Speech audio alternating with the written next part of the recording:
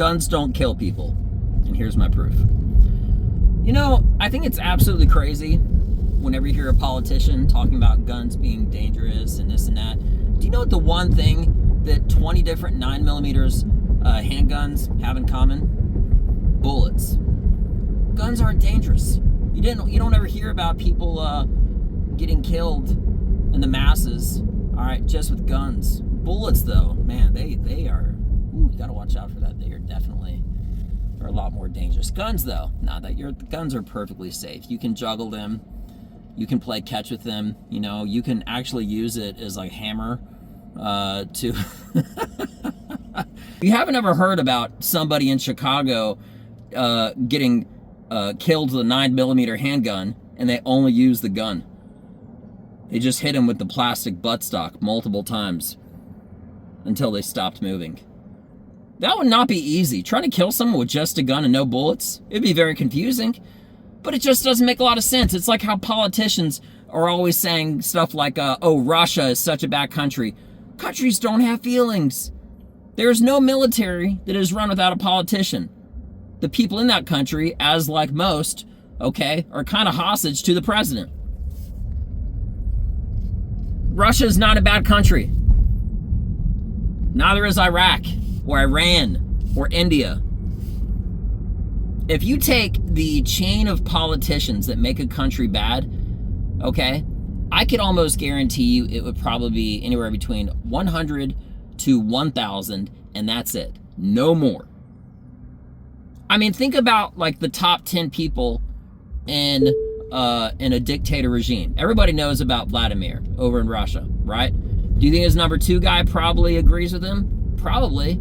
If he's an elected official and he was elected and he was picked up by Vladimir himself, of course.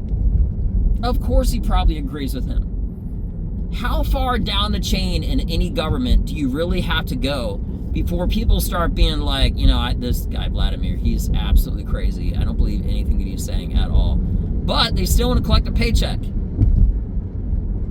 See what I mean? I digress a little bit, but my whole point is that I think it's dumb. People need to stop it. Guns aren't bad. There was just somebody who attacked multiple people with a knife. It was probably Chicago. I say probably because there's a lot of violence there, and I'm pretty sure it was actually in Chicago. But the point is, no one ever talks about taking away knives or seeing what they could do to make knives more dull, except for the part where you would cut into your food. It's just such a dumb circular conversation, like guns aren't dangerous, you know? And this whole thing about assault rifles and everything, don't even get me started. You know how much sense it makes to say an assault rifle? I understand you can take, listen, I'm an Army vet, all right? And one of the things that me and all of my fellow brothers, we would talk about with each other is how even with an assault rifle, taking multiple shots in a small period of time, it's actually bad because you're wasting, you're wasting what? The dangerous part, you're wasting the bullets, bro. If I had a semi-automatic weapon and I also could flip a button, which you can do on like an M4, M16, whatever, and I had the option between automatic fire or burst fire or single shot, I would choose single shot. Okay? The biggest advancement in weapons in general was a spring system. A revolver goes in a circle. It revolves. Kind of just like the word. Common sense, guys. But it's called a gas operated. That doesn't mean it doesn't actually have like a gas tube inside it, but essentially an assault rifle, and this is a broken down version, not getting into handguns, is a spring operated bullet fed rifle or gun, right? What pushes up the bullets, and it pushes up the bullets in the magazine. And there's also a spring coiled in the buttstock for a rifle, right? And what does that do? It absorbs shock. Why? Because when you're taking that second shot talking about taking multiple shots, which is dumb. When you take that second shot, you want to be as close to your target as your first shot as possible.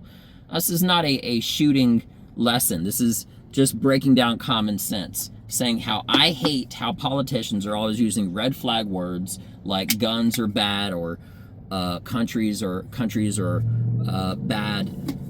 Russia is it's so awful, and this and that. I'm telling you what, I lived in Russia, and I had a separate internet connection that was a satellite. It was like a VPN, right? And I would look up results in Google, and my friends would look up results in Google, and we had different things. Why? Probably because the servers in Russia, more than likely, as the news media, is government, state-run, state-sponsored media, which is why also, if the news in Russia, if they're talking trash about good old Vladimir, they'll probably get arrested. They don't have a Bill of Rights, free speech like there is in America, which is so crazy when people talk about, there's a Supreme Court justice that recently said that the First Amendment, the right to speak freely, free speech, right, is making it very hard for her to make her determinations. It shouldn't. It should be a non-discussion. Bullets aren't, guns aren't bad, countries aren't. Bullets are. Politicians in charge of. I had somebody recently that told me that all these different countries, they are to blame for the militaries. And it didn't really make a lot of sense when the guy told it to me. But he was basically saying that if a country really wanted to, its military, all right, if they had a bad order, they would rise up and they would defy and overthrow that government. Let me ask you, how many times has that ever actually happened? All right, start from 0 and count backwards, right? Pretty much none, 0, all right? In this day, in this age, if there's a communist dictator-run country like a North Korea, they don't give their citizens guns to fight back, which was part of the power, part of the reason that America was supposed to be so powerful, because it gave people the right to defend themselves from a tyrannical government, which is exactly what they broke off from when they separated from England. That's what actually started the Revolutionary War, let alone the internal rivalry years later of the Civil War. But that's besides the point, right? That's besides the point. The point is that no country, or no military, even better, runs by itself. Every military is actually just a tool of the political leader in charge of it. And who is the number one? This is like a trick question just to ask you. You've listened this long, thank you. All right. Who is the number one military official in every single country? I'll give you a clue. In America, it's called the commander-in-chief. Who is the commander-in-chief? It's the president. Meaning, politicians are dumb, guns aren't bad, countries aren't bad, and militaries don't work. There's no country that is a military-run country run by a military leader. It's all run by dumb, greedy, tyrannical dictator presidents, if you could even call them that. It's not like any of these people that live in these communist-run countries don't want a better life, you know? And these militaries, these soldiers, I mean, as a soldier myself, you know, when you enlist in the military, you're taught to always obey an order. But there are certain checks and balances, in America at least, that is, right? To prevent following an unlawful order. That little catch, that checks and balances part, that doesn't exist in other countries. Okay? Not all, at least. Right? Imagine it being Nazi Germany and a guy saying that he didn't want to follow orders, what the Nazis would have done. You see what I'm saying? Imagine a lower level military official or military worker who's just trying to pay for food and whatever for his household, right?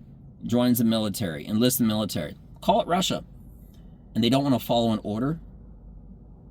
They want to be in a military like just like a lot of other people, to say they were a veteran, but they don't want to go to war.